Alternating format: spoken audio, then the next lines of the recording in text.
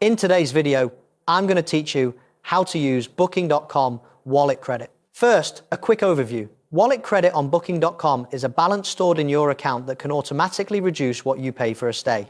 It's tied to your account, not your device. So the key to using it is staying signed in and choosing properties where Booking.com processes the payment. Some credits may have currency or expiry conditions, so it's always smart to apply them as soon as you find the right place. Start by logging into Booking.com on the website or app.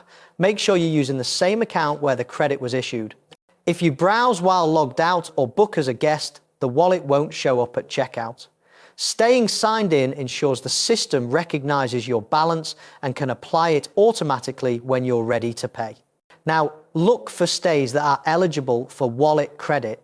You want properties that show payments by Booking.com or display the wallet credit symbol during the booking flow.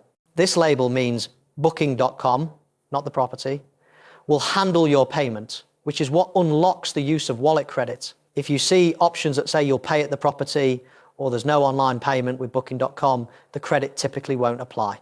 As you filter and compare, check the payment section of the listing eligibility is usually shown clearly alongside price and policies. If you're traveling internationally, remember that the final charge currency may differ from your home currency. Your wallet credit will be converted automatically by Booking.com at checkout when applicable.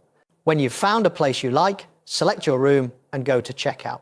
Choose either Pay Now or Pay Later with Booking.com. Both options are handled by Booking.com, which is essential for using wallet credit.